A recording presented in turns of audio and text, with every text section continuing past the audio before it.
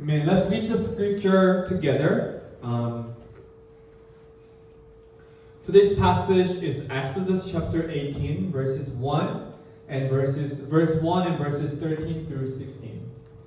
Now Jethro, the priest of Midian and father-in-law of Moses, heard of everything God had done for Moses and for his people, Israel, and how the Lord had brought Israel out of Egypt. Then the next day, Moses took his seat to serve as judge for the people, and they stood around him from morning till evening. When his father-in-law saw all that Moses was doing for the people, he said, "What is this you are doing for the people? Why do you alone sit as judge, while all these people stand around you from morning till evening?" Moses answered him, "Because the people come to me to seek God's will. Whenever they have a dispute, it is brought to me, and I decide between the parties and inform them of God's decrees and instructions." Amen. So today's sermon title is Remember Hip Hop.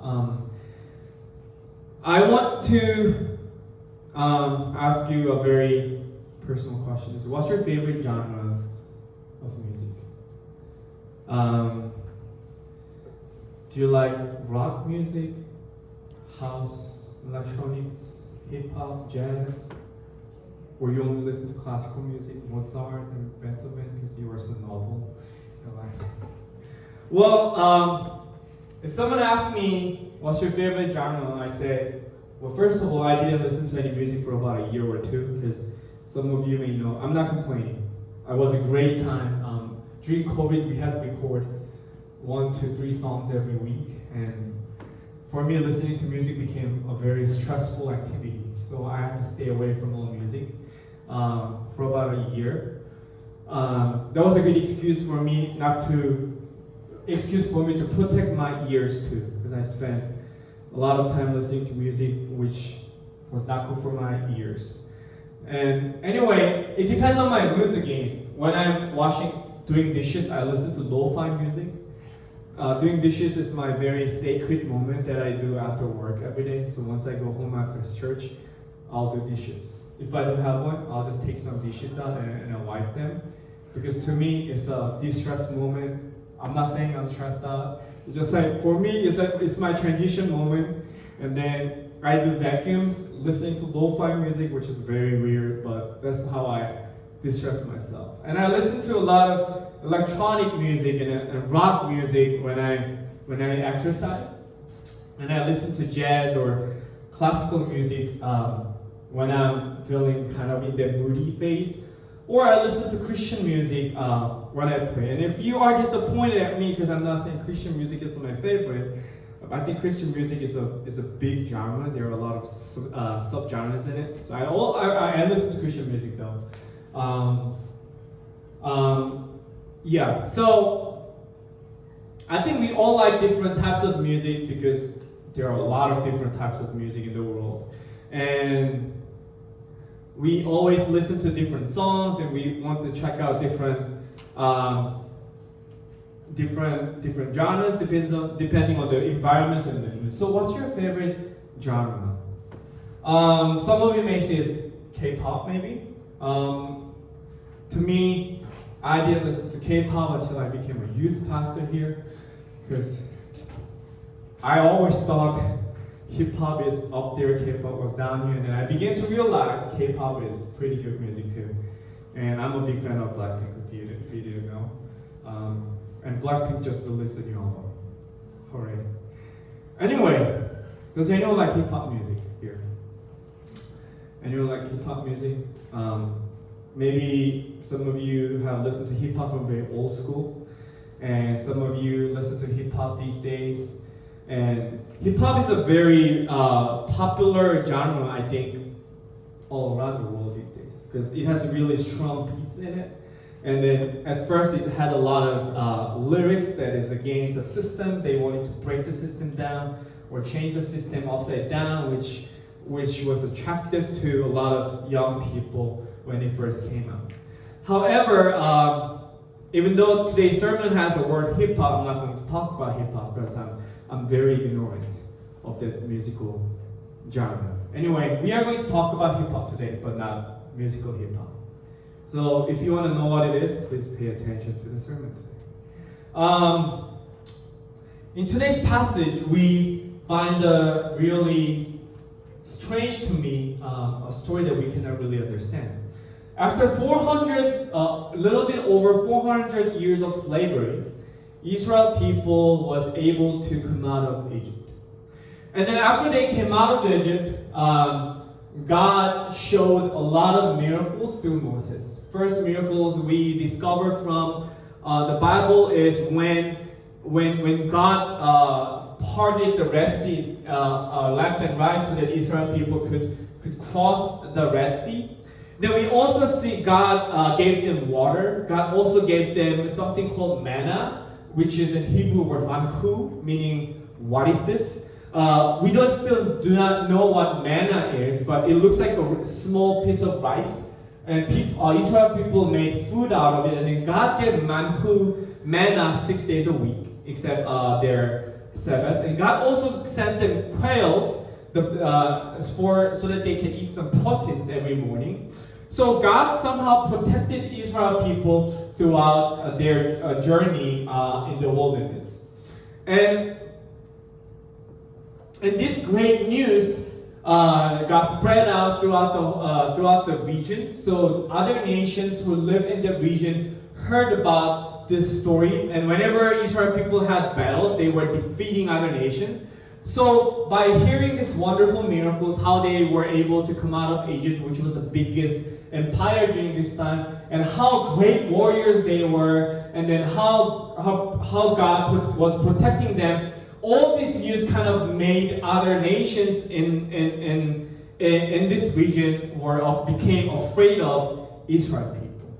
And then also Moses' father-in-law, Moses was a leader of Israel people during this time. They heard about this news, so he visited Moses during this time.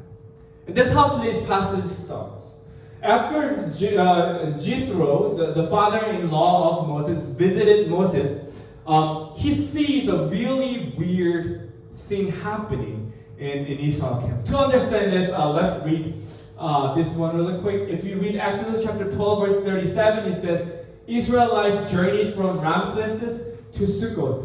There were about 600,000 men on foot, besides women and children. So the Bible gives us how many people came out of Egypt when they were delivered out of Egypt. It says 600,000 people, but during this time they only counted the number of people who were able to fight. When I say who were able to fight means they were only counted certain age of men. So it was only 600,000 men. So if you add women, children, and people who are old and who are not able to fight, a lot of scholars assume there must be at least 2 million people who came out of Egypt when this thing happened.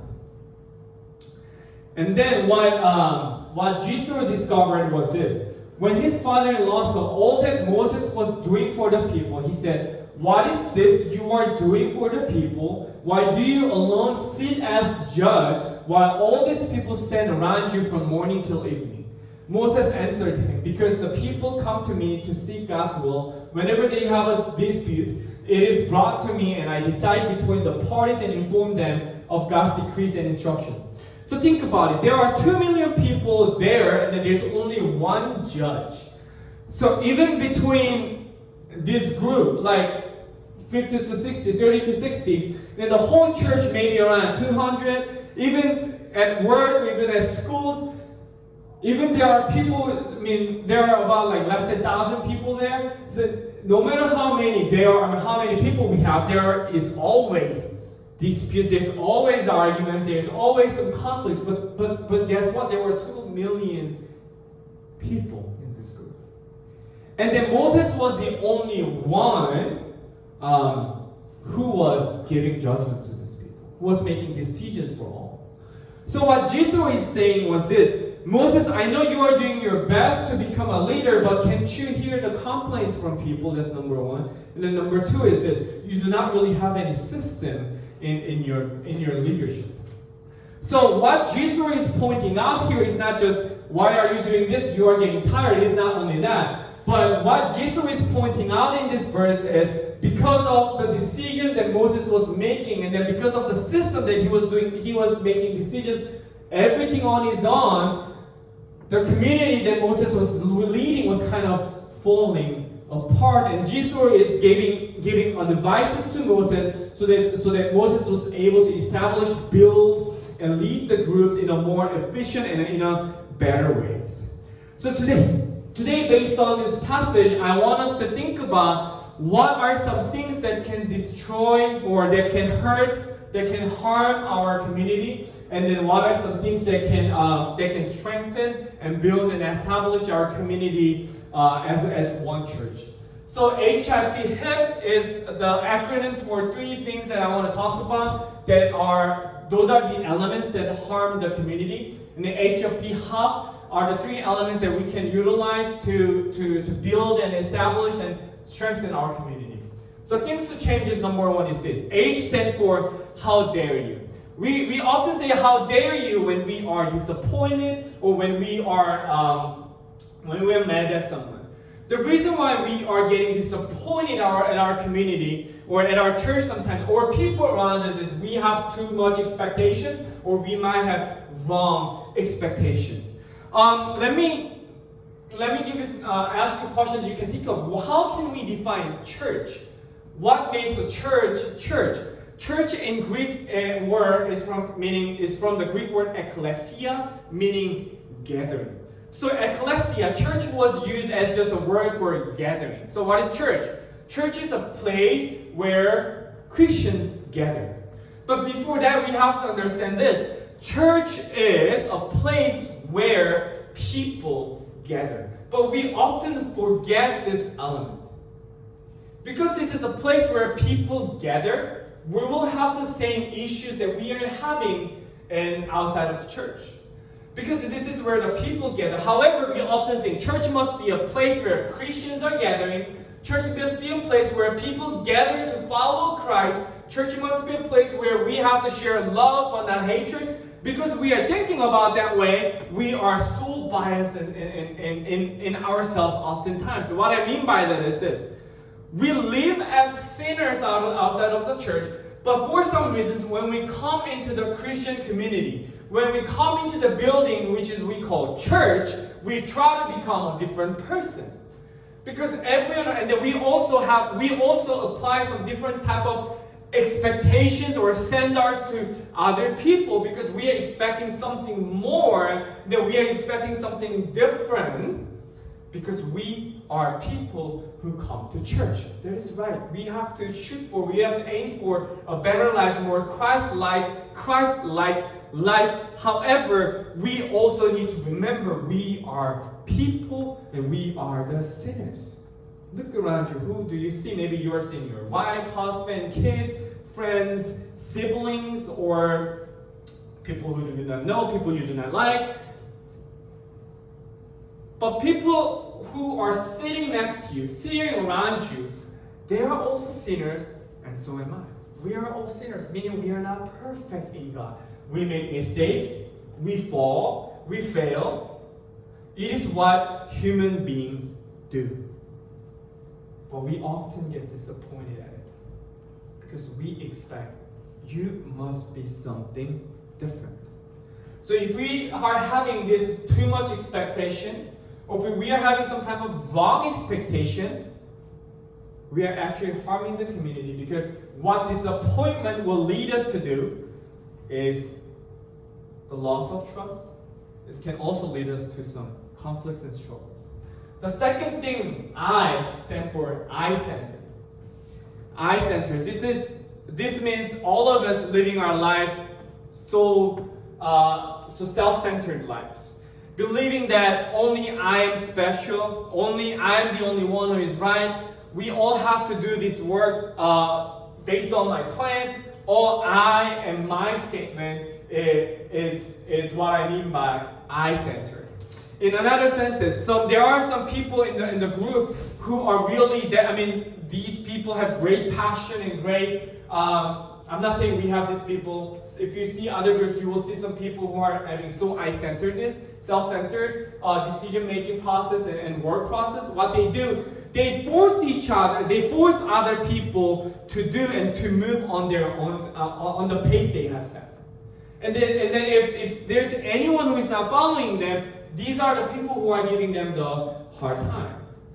And please allow me to share a personal experience I have.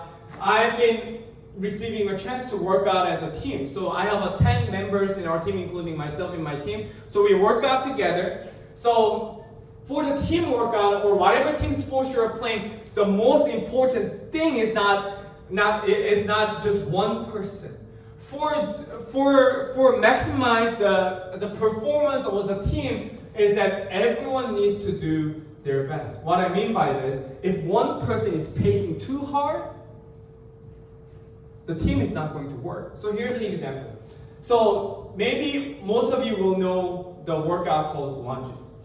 So workout lunges, right? So what usually the standard for lunges is when you go down, your knees need to touch the ground.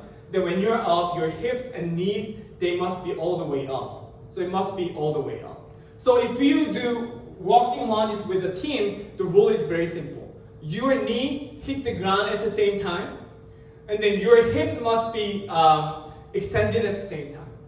So my partner, she is only 5'1", and I say I'm 6 feet, but honestly I'm 5'11". But there's 10-inch difference between me and her, and then we have to do, I think, 40 yards walking lunges with me 80 pounds and she has only 40 pounds sandbag on. And then think about it. My strides are much longer, and I can do lunges faster than her and faster than most of people in my gym. If I do my pace, maybe I can get the goal first, but we cannot complete the race. Because our knee has to touch the ground at the same time. Then we have to, my knees and my hips need to be extended at the same time. Meaning, I have to shorten my strides, and I have to do my lunges a little slower. And she also needs to make her strides a little further. Then she needs to move a little bit faster than her pace. So, in order for a team to shine, it's not one person's pace who is forcing other people to do something. Sometimes the person A needs to sacrifice their pace, and the other time people need to listen to person A so that we can go all together. There's a saying called, if you want to finish something faster, go by yourself. But if you want to do it longer, do it together.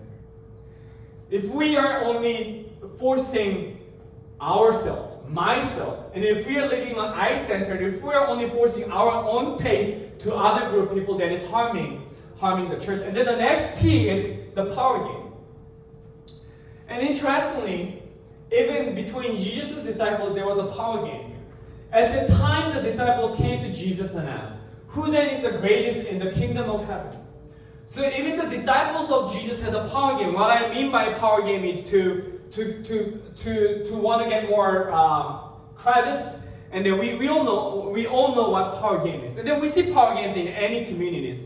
But if we are too much focused on the power games, which means we are enforcing we are trying to fight the power game, and we try to win the power games because we are doing everything so isolated.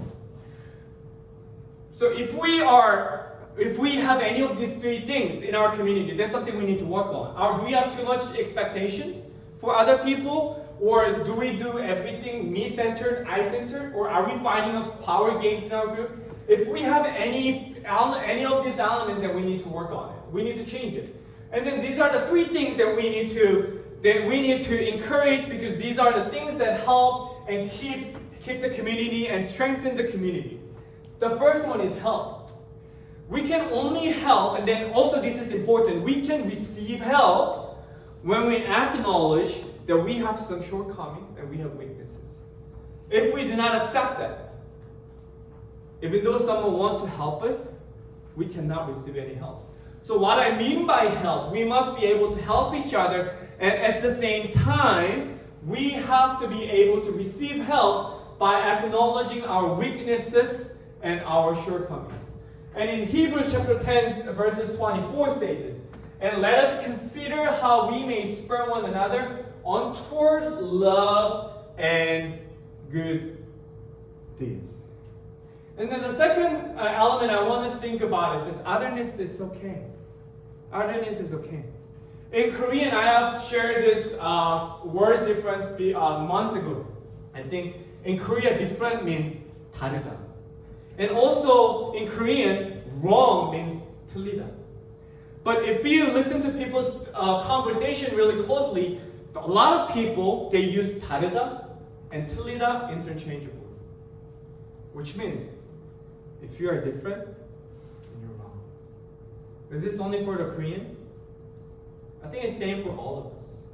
When we see someone who is different, when we see someone who is behaving, talking differently, we think they are wrong.